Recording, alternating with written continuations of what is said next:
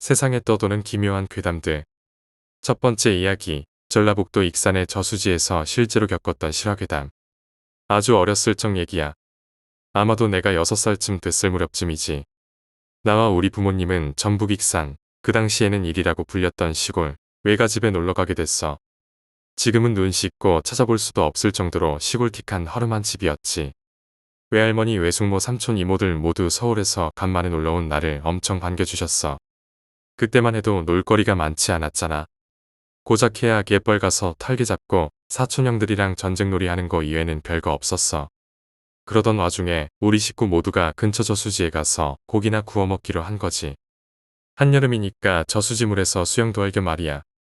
고기도 먹고 수박도 먹고 이것저것 먹으며 즐거운 시간을 보내고 있었어. 우리 식구가 놀러간 저수지는 사람들 손을 많이 타지 않는 곳이라서 엄청 깨끗했던 걸로 기억해. 고여있는 물인데도 많이 깨끗하더라고. 당시에 우리 아빠가 구입해준 아동용 구명조끼를 입고 나는 물속으로 한 발자국씩 내려갔어. 그때 처음 들어가 본 저수지에 대한 느낌은 고여있는 물이라 미지근했어. 수영하기는 괜찮은 정도였지. 한 발자국 내디면 발목까지, 3-4번 내디즈면 무릎 정도까지. 좀 더 들어가면 깊이를 알 수 없을 정도로 확 빠져들어가더라고. 땅에 발이 닿지 않자 순간 겁이 덜컥 났지만 이내 적응됐어. 나 혼자 물속에서 노는 건 처음이었거든. 아빠가 사준 구명조끼 덕분에 나 혼자 물놀이를 즐길 수 있었어. 몇 분이 지났어. 못해서 즐거운 한때를 보내는 우리 식구들이 나를 쳐다보고 손을 흔들어주며 너무 멀리까지 가면 안 되라고 얘기하더라. 나도 삼촌들과 이모들을 향해 손을 흔들어줬지. 너무 신난 나머지 난 양팔을 들어 만세를 외쳤어. 그 순간 내 체구에 비해 약간 헐렁거리던 구명조끼에서 몸이 빠져버린 거야. 만세를 외쳤을 때 내 몸이 쏙 하고 분리되어 조끼만 둥둥 물에 떠버린 거야. 처음 물속에 빠져본 날이었어. 너무 놀란 탓에 난 사력을 다해 허우적거리며 물속으로 가라앉지 않게 발버둥을 치고 있었어. 그때 잠시 보인 건 나를 보며 어쩔 줄 몰라 하던 가족들의 외침과 나를 구하기 위해 필사적으로 물속으로 몸을 내던진 우리 막내 삼촌의 모습이었어. 난 서서히 물속으로 가라앉고 있었어. 내 등이 저수지 바닥을 향해 내려간다는 느낌이 나더라고. 숨을 쉴 수는 없었지만 당시 기억으로는 물속으로 가라앉는 그 순간이 왠지 편하게 느껴졌어. 뭔가 부드러운 깃털이 내 몸을 간지럽히는 듯한 기분이 들었어.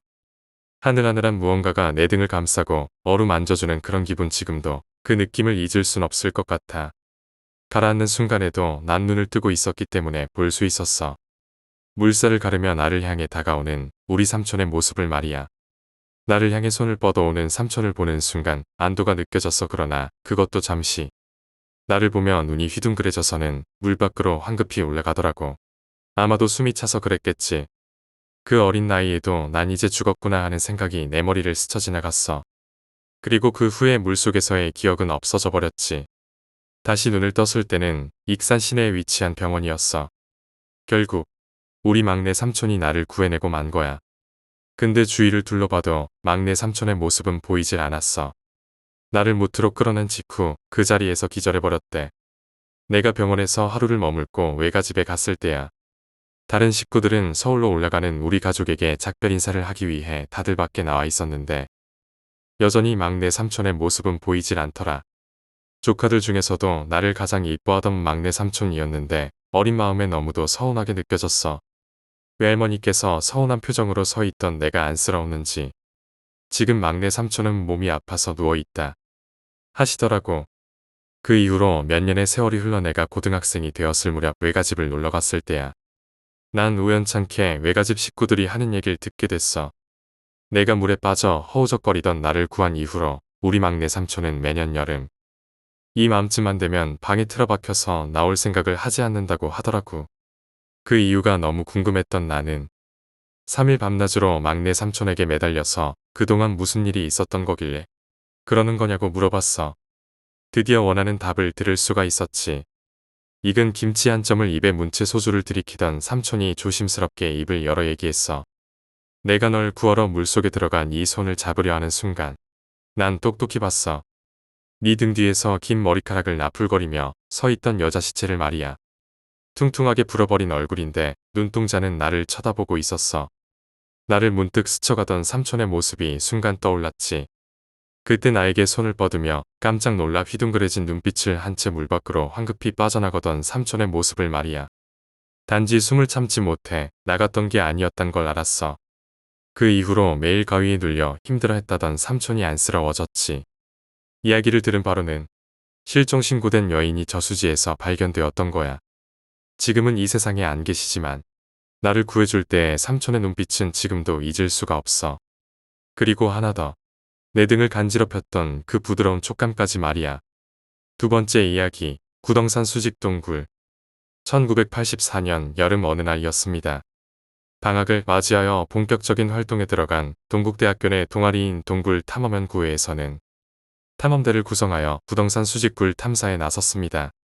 8명의 동굴 탐사대원들은 비도 오고 날씨도 나쁜 가운데서도 자일에 몸을 맡긴 채 어두컴컴한 동굴 속으로 내려갔습니다. 게다가 내리는 비로 인하여 젖은 흙은 마구 쏟아져 내리고 있었습니다. 대원들은 깊이를 모르는 어두운 동굴 밑바닥을 향해 쉼없이 내려갔습니다. 그러나 춥고 배고파서 점점 힘이 빠지기 시작했습니다. 대원들 대부분은 지쳐서 거의 쓰러질 지경이었습니다. 옷도 비에 젖어 으슬으슬 추운 데다 자꾸 졸음이 쏟아져 왔습니다. 정말 힘들었습니다. 위험한 데다가 눈을 감고 있는 것처럼 온통 새까만 어둠뿐이다 보니 더욱 힘들었습니다. 그렇게 얼마를 내려갔을까? 동굴 깊이의 3분의 2쯤 되는 지점에 발을 딛고 쉴 수 있을 만한 테라스에 닿게 되었습니다. 어둠 속을 헤맨 지 약 20여 시간 만에 대원들에게 처음 찾아온 기쁜 순간이었습니다. 이제 50m만 더 내려가면 됩니다.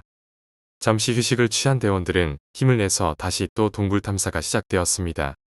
대원들은 축 처진 몸을 이끌고 한 발 두 발 무겁게 발걸음을 내딛었습니다. 그때였습니다. 한 대원의 발에 무언가 툭 걸리는 것이 있었습니다. 그것은 돌이 아니었습니다. 갑작스런 두려움에 뻣뻣이 서서 호흡을 가다듬은 다음 손전등으로 천천히 발밑 쪽을 비춰보자 거기에는 사람뼈가 있었습니다. 사람뼈가 있다고 놀라서 지르는 대원의 날카로운 소리가 동굴 안에 떠돌자 순간 대원들은 두려웠습니다. 경험 많은 선배들도 무섭긴 마찬가지였지만 그냥 넘어갈 수는 없었습니다.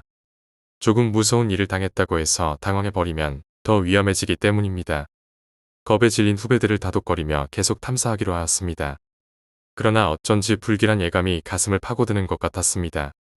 이윽고 대원들은 지하 167m나 되는 기나긴 탐사의 끝에 도착했습니다.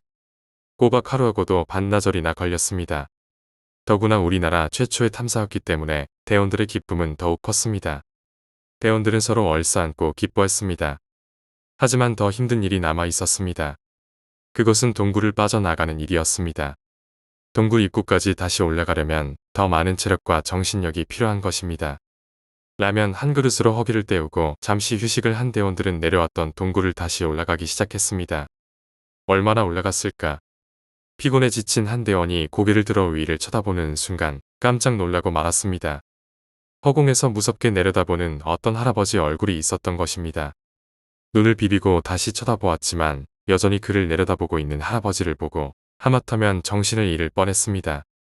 정말 아찔한 순간이었습니다. 그러나 그 할아버지를 본 사람은 한 사람뿐만이 아니었습니다.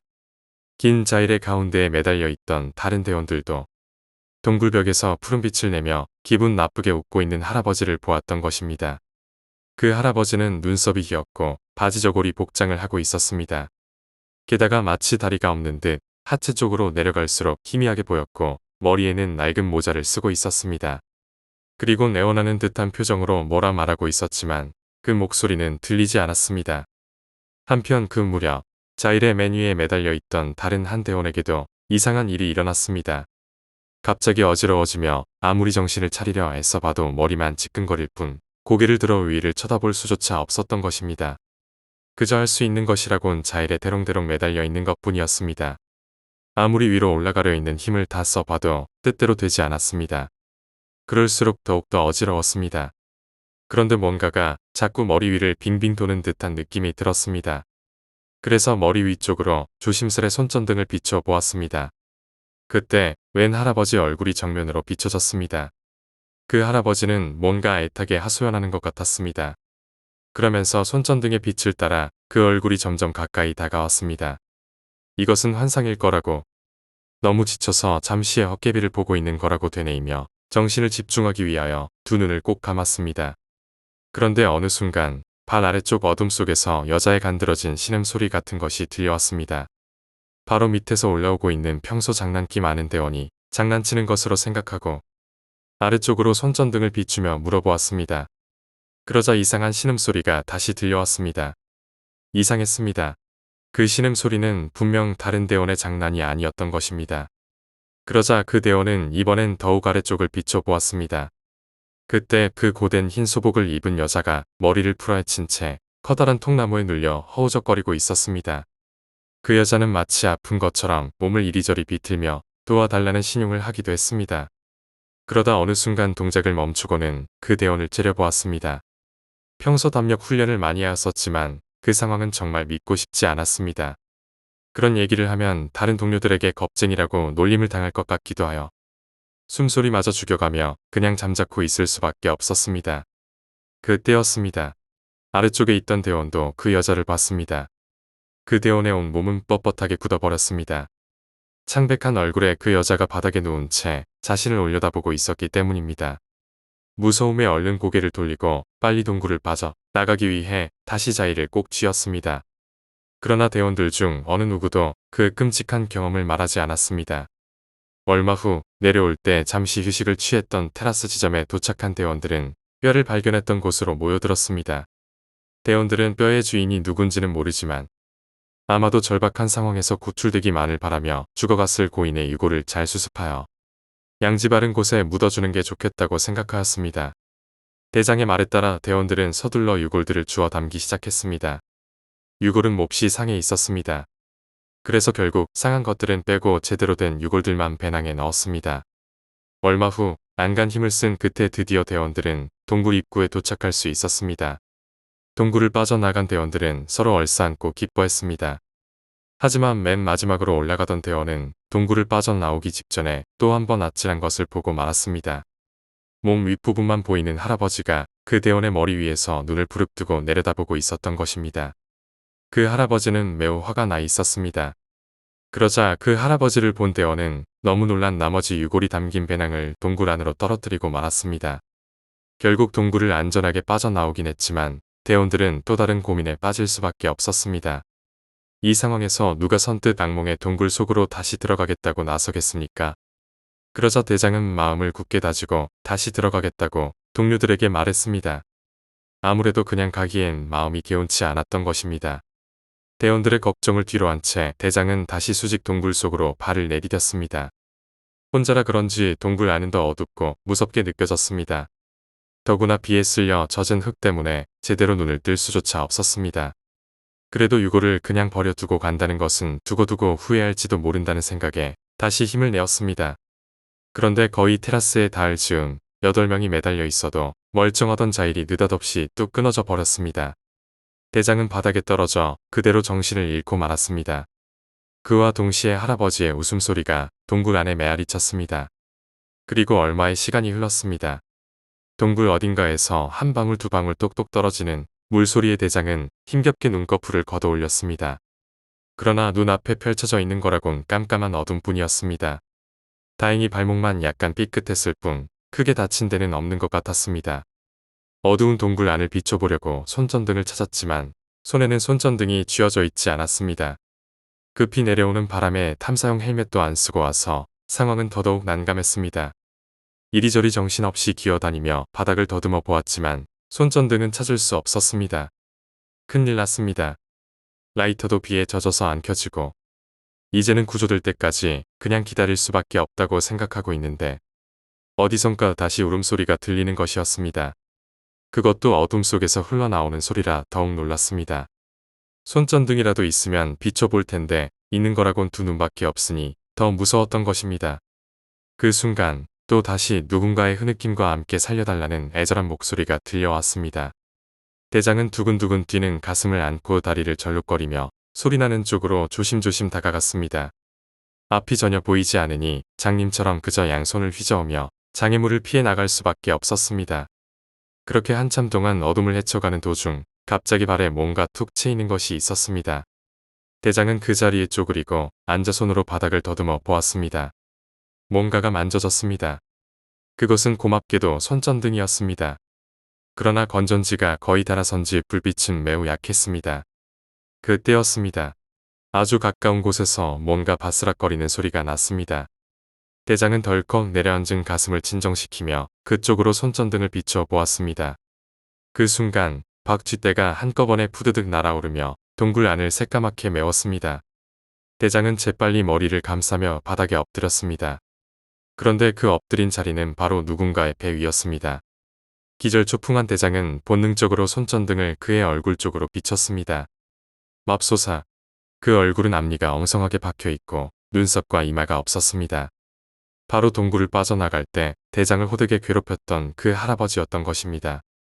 대장은 비명을 질러대며 정신없이 달아나는 수밖에 없었습니다. 그러나 얼마 못 가서 다시 넘어지고 말았습니다. 돌뿌리에 걸렸던 것입니다. 재빨리 일어나긴 했지만 팔꿈치가 심하게 옥신거려 뜻대로 되지 않았습니다. 겨우 엉금엉금 기어가서는 동굴 벽에 기대 앉았습니다. 손전등은 점점 희미하게 빛을 잃어갔습니다. 참으로 절망적인 순간이었습니다. 그때까지만 해도 대장은 자신의 머리 위에서 그 할아버지가 매섭게 노려보고 있다는 걸 까마득히 모르고 있었습니다. 뒤늦게 그것을 알게 된 건 무심코 동굴 천장을 올려다보았을 때였습니다. 할아버지는 허공에 뜬 채 빙글빙글 돌며 고통스런 얼굴로 뭔가를 호소하기 시작했습니다. 하체가 없는 고통 때문인지 손짓으로 자꾸만 자신의 다리를 가리키기도 했고 동굴 저쪽 어딘가를 보며 도와달라 하는 것 같기도 했습니다.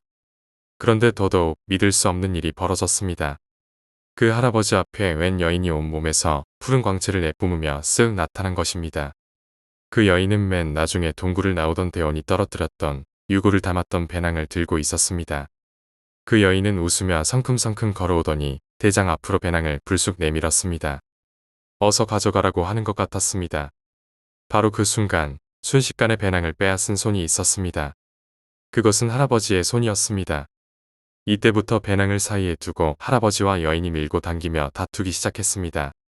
그것을 지켜보는 대장은 무서움에 거의 기절할 지경이었습니다. 그때 자신을 찾는 대원들의 낯익은 목소리가 들려왔습니다. 대장이 동굴에 갇힌 지 약 8시간 만에 들어보는 반가운 동료들의 목소리였습니다. 나올 시간이 지났는데도 대장이 나오지 않자 무슨 사고가 생겼으리라고 생각한 동료들이 구조하러 온 것입니다. 가까스로 고개를 돌려보니 저쪽에서 몇 개의 불빛이 어지럽게 일렁이고 있었습니다. 이제 구조되었다는 안도감과 동료들을 보는 반가움에 겨워 대장은 거의 건전지가 다 다른 손전등을 흔들어대며 있는 힘을 다해 대원들에게 소리쳤습니다. 그러자 할아버지의 눈이 무섭게 변하더니 여인과 함께 휙 사라져 버렸습니다. 대장에겐 정말 무서운 경험이었습니다. 무사히 서울로 돌아온 일행은 가지고 온 유골을 분석했습니다. 그것은 모두 두 구의 인골이었습니다. 그런데 한 구는 제대로 뼈가 갖춰졌으나 다른 한 구는 두개골이 깨져 있는 걸 비롯해 정강이 밑부분 뼈는 아예 없다는 사실을 발견했습니다. 또 온전한 한 구는 여자, 몹시 상해 있는 나머지 한 구는 남자임을 확인할 수 있었습니다. 미처 수습해 오지 못한 나머지 유골의 주인은 그 할아버지 영혼이었던 것입니다. 대원들이 유골의 손상 상태를 보고 동굴에서 봤던 할아버지의 모습과 비교해보자 그 사실은 더욱 확연히 드러났습니다. 두개골 파열의 정강이 아래 뼈가 없다는 점과 이마와 하체가 없던 할아버지 영혼의 모습은 정말 신기하게도 정확하게 일치하였던 것입니다.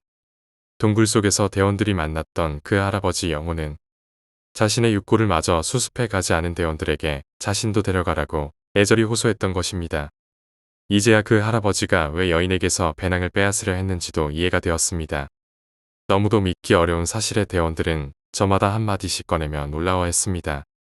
그 후 여인의 유골을 남산의 양지 바른 곳에 묻어주고 49제까지 지낼 만큼 영혼의 명복을 빌었습니다.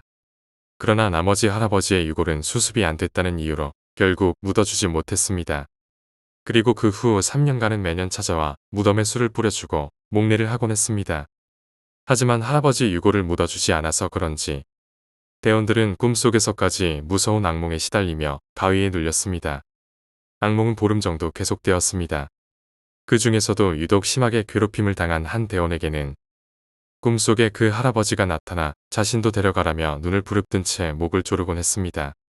4년 후 동국대 팀은 다시 후배들을 이끌고 그 수직굴 탐사에 나섰습니다. 물론 4년 전에 사건이 마음에 걸리긴 했지만 다행히 탐사는 20의 시간 만에 별탈 없이 끝났습니다. 먼저 동굴을 빠져나온 대장은 뒤이어 동굴 입구로 빠져나오는 후배 대원들의 정신을 집중시키며 빨리 나오라고 큰 소리로 얘기했습니다. 그때였습니다. 또 나타난 할아버지 영혼이 동굴을 빠져나오는 후배를 향해 돌로 내려치려 하고 있었습니다. 놀란 대장이 어머니 피하라고 그 대원에게 소리를 치자 그 소리에 할아버지 형상은 한번 무섭게 노려보더니 스르르 사라져 버렸습니다. 대장은 너무 놀란 나머지 그대로 주저앉아 안도의 숨을 몰아쉬었습니다. 앞불사. 그제서야 대장은 이번에도 동굴에서 할아버지 유골을 가져오지 않았음을 깨달았습니다. 구덩산 수직굴 지하 167m. 단 한 지점도 편하게 걸어서는 탐사할 수 없는 최악의 조건. 그곳에서 있었던 탐사대원들의 신비한 체험은 아직도 풀리지 않는 불가사의로 남아 있습니다. 그래서 대원들은 그 이후에도 몇 번이나 그 동굴로 들어가 그때 미처 수습하지 못했던 할아버지 유골을 찾아봤지만 토사가 두껍게 덮여 있어서 끝내 수습에 실패했다고 합니다. 그런데 과연 지금도 그 동굴에 가면 할아버지 영혼을 만날 수 있을까요? 대원들은 물론 볼 수 있으리라 믿는다고 합니다. 또 실제로 다른 탐사대원들 중에는 최근까지도 그 영혼을 보았다는 사례가 있었습니다. 세 번째 이야기, 예지몽. 전 36살이고 아직 결혼은 하지 않았다. 뜬금없는 이야기에 가우뚱하겠지. 살아오면서 많은 일들을 겪을 나이이기도 하지만 아직은 겪지 않아도 될 죽음도 겪었다. 우리 가족사. 8남매였다가 6남매가 지금은 서로 먹고 살기 힘들어 연락도 제대로 안 하고 살게 되었지만 한때는 참 단단한 가정이었고 가족이었다. 지금은 그저 남 이야기 하듯 할 수 있는 시간의 흐름에 감사하고 시간의 흐름의 삶을 이해하며 그럼에도 가끔은 보고 싶은 언니와 여동생이다. 내가 19살, 여동생은 17살. 2살 터울이지만 어릴 적 내가 많이 아파 초등학교를 한 해 쉬고 다음에 다시 입학하다 보니 연년생이 아닌 연년생이 되었다. 그 해봄, 일요일, 며칠째 몸이 많이 안 좋아진 여동생은 학교를 쉬고 있었고 좀처럼 늦잠을 자지 않던 여동생은 그날따라 늦잠을 자는 것이었다. 난 아프고 약 기운에 지쳐서 늦잠을 자나보다 하고 깨우지 않았고 체리미와 안재욱이 나오는 그 드라마를 시청하고 있었다. 한참 재미나게 보는데 뒤에서 자고 있는 줄만 알았던 여동생이 깨에서 흐느껴 우는 것이었다. 그런데 흐느껴 우는 모양새가 아파서 우는 것이 아닌 듯 왠지 모를 두려움이 느껴져. 난 여동생에게 왜 그러냐고 무슨 일이냐고 다그치듯 물었다. 여동생은 나를 빤히 보더니 닭똥 같은 눈물만 흘러내리며 나직히 흐느끼는 것이었다. 난 그런 여동생에게 화가 난 듯 또 다그쳤고 여동생은 울면서 꿈 이야기를 하는데 낯선 방 안에 앉아있는데 작은 언니가 나타났어. 그리고 나더러 떡이 든 접시를 들이대며 떡을 먹으라 윽박지르는 거야. 그래서 난 안 먹는다고 했지. 그러자 작은 언니가 아주 무서운 표정으로 계속 먹으라고 떡을 내미는 거야. 난 왠지 먹으면 안 될 것 같아서 싫다고 버티는데 작은 언니가 난리리 마냥 담배를 피면서 내가 안 먹는다고 하며 비꼬는데 그 표정과 말투가 너무 무서웠어. 그래도 버티는데 작은 언니가 나를 째려보는데 그 눈이 너무너무 무서워 떡을 조금 베어 먹고는 깼어. 여동생의 꿈 이야기를 듣고 난 멍해졌다. 순간 느꼈던 두려움이 이 때문이었나 싶은데 여동생의 혼잣말. 작은 언니가 나 데리고 가려나 봐. 아무래도 그런 것 같아. 여동생은 이제 흐느낌 대신 소리 없이 눈물만 흘러내리고 있었다. 난 그런 여동생을 안아주며 여동생을 안심시키기 위해 짐짓 화난 듯 쓸데없는 생각 말고 그런 거 아니니까 걱정 말라고 달래는 것밖에 할 게 없었다. 어느 정도 진정이 되었는지 여동생은 졸립다고 다시 잠이 들었고 난 기다렸다는 듯 마당으로 뛰쳐나와서 마당 한켠에서 일을 하고 계시는 엄마에게 다짜고짜 엄마가 다니는 절 주지스님이라도 모셔오라고 했다. 엄마는 왜 그러냐며 놀라시고 난 여동생의 꿈 이야기를 해드리고 당장 주지스님께 전화하라고 엄마를 닥달했다. 그러나 우리 엄마는 별 대수롭지 않게 여겼고 난 그런 엄마에게 화가 났다. 그러다 동생 죽으면 어떻게 할 거냐고 빨리 주지스님 모셔와야 한다는 내게. 엄마는 미친년이라며 내게 불같이 화를 냈고 급기야 엄마와 나는 언성을 높이며 싸우게 되었다. 그 소리에 동생이 깨었는지 나를 불렀다. 여동생은 엄마한테 안 돼, 그러지 말라며 그저 하염없이 울기만 했다. 모든 걸 체념하는 눈빛으로. 그 다음날 새벽, 동이틀 무렵. 그날은 죽은 언니가 병원에 실려가기 전에 시간과 비슷한 시각. 아랫방에서 잠든 나는 아버지의 다급한 외침에 잠이 깨었고 놀랄 새도 없이 동생을 안고 마루에 나와 계시는 아버지를 보았다. 병원에 실려가던 죽은 언니와 똑같은 여동생의 모습. 이성을 잃은 듯한 아버지 모습에 난 이상하리만큼 차분하게 택시를 불렀고 말없이 여동생을 받아 내가 안았다. 아버지는 택시가 오는 그 시간 동안 대문 밖에서 발만 동동거리고 엄마는 그저 안방에 멍하니 앉아 계셨다. 택시가 오고 여동생을 안다시피 해서 뒷자리에 앉아 위급한 상황임을 아는 기사 아저씨는 비포장 도로인데도 무작정 달리기만 하셨다. 목포병원의 응급실. 의사들과 간호사들이 다급히 움직이는 가운데 검사 결과를 기다리고 있는데 한 간호사가 내게 다가와 나지키하는 말이 왜 이제 데려왔냐며 눈물을 글썽이는 것이었다. 난 그 말에 어이가 없었다. 며칠 전에도 여기 다녀갔는데 위장이 안 좋다고만 했거든요. 기록 보시면 나와 있어요. 그리고 한두 번 다녀간 것도 아니고요. 이 병원 저 병원 다 다녔어도 다들 위장이 안 좋다고만 했다고요. 그래서 집에는 위장약들로 넘쳐나요. 알아요? 내가 말했다. 난 그 간호사에게 화가 난 것이 아니었으나 나도 모르게 그 간호사에게 화풀이를 하고 있었다. 한참 후 의사가 오더니 전남대학병원으로 연락을 했으니 거기로 가랜다. 병원 오는 택시 안에서 피를 토하며 괴로워하는 동생. 어떻게 대학병원까지 왔는지 모르겠다.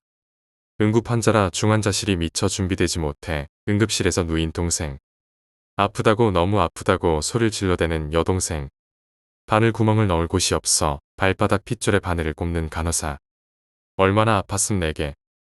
언니 주사 놓지 말라고 해줘. 주사 넣을 때마다 너무 아파 너무 아파. 힘없는 목소리로 아무것도 모르는 내게 동생이 하소연했다. 그 즈음 생물 시간에 인체 장기중간에 대해서 배우고 있었었다. 주사를 맞을 때마다 유독 아파서 우는 동생이 이상해서 수 간호사에게 간에 이상이 있는 것 같다고 하니 수 간호사와 주변의 간호사들이 그제야 아차 싶은 표정으로 담당해를 부르고 17살의 간암말기라는 판정이 나왔고 이미 늦었다는 것을 들었다. 17살의 간암말기라고 의사들도 당황스러운 사실. 더더욱 황당스럽고 어이없는 건 그 병원에도 한 달 전에 여동생이 진찰 받으러 왔었고 여느 병원처럼 위장이 안 좋다는 결과였다는 것이다. 그해 5월 23일 토요일. 날짜는 정확히 모르겠지만 토요일인 건 확실하다. 중간고사가 끝나는 날이었고 시험이라도 쳐야 했기에 병원에서 학교로 왔다 갔다 했었고 병원으로 가려고 병원에 전화했는데 오지 말라던 아버지. 집으로 돌아와 버스에서 내려 집 앞 대문. 5월인데도 낙엽들이 대문 앞에 수북히 쌓여있던 걸 잊지 못한다. 여동생이 집에 가고 싶다는 날이 그날의 토요일. 부모님은 마지막임을 감지하고 여동생의 말대로 집으로 데리고 왔다. 일가 친척들은 물론이고 미리 연락을 취한 탓에 서울에 있는 가족들도 저녁이 되자 다들 모이게 되었다. 할머니와 내가 쓰던 방에 의식이 없다시피 누워 신음소리만 힘겹게 내뱉는 여동생. 저녁 먹을 시간이 되고 이모의 다독거림에 가족들과 친척들은 겨우 수저를 들고 난 도저히 먹기 힘들어 동생이 누워있는 방으로 들어갔다. 그 방 대문 쪽으로 향한 방문 쪽으로 머리를 대고 누워있는 동생. 나는 동생의 왼쪽에 앉아 힘겹게 삶을 지탱하고 있는 동생의 숨소리를 듣다가 더는 들을 수가 없었다. 그렇게 힘들면 가. 그렇게 힘들어하지 말고 그냥 놔. 괜찮아. 작은 언니가 무서우면 할머니를 찾아. 할머니가 널 기다리고 있을 테니 안심하고 가. 할머니는 안 무서울 거야. 그러니까 걱정하지 말고 그렇게 힘들면 편히 가.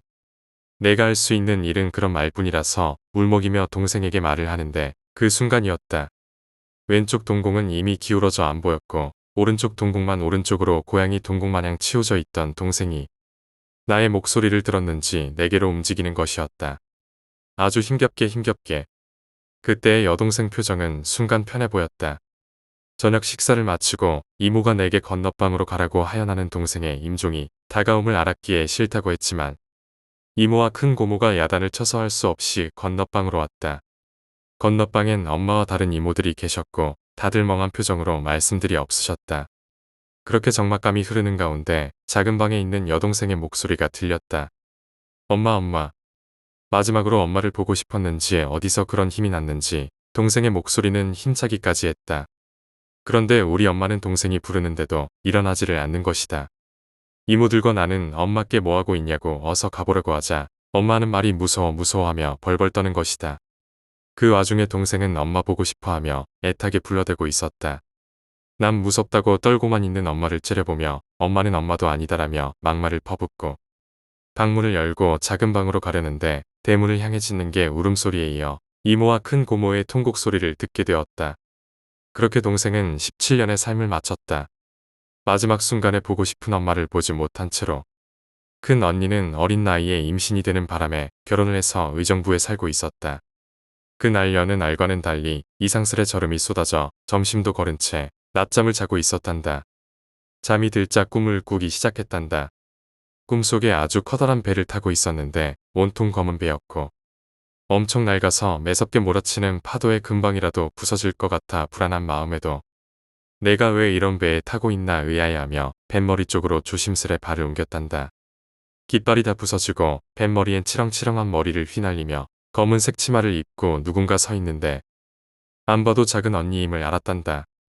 큰 언니는 그 여자가 작은 언니임을 알자 두려움보다는 화가 나기 시작하더란다. 그래서 작은 언니를 향해 욕을 퍼붓기 시작했단다. 그러자 뒷모습으로 서 있던 작은 언니가 돌아섰다고 한다. 그런데 아주 의기양양한 표정과 자세로 깔깔거리며 웃더란다. 큰 언니는 더욱더 화가 나 작은 언니에게 욕을 퍼붓으며 달려들었고 그런 큰 언니에게 놀랐는지 작은 언니가 도망을 치더란다. 그러나 배 아니고 도망칠 곳이 없자 바다로 뛰어들더란다. 그 모습에 큰 언니는 화가 치밀대로 치밀어 언니도 함께 바닷속으로 뛰어들었단다.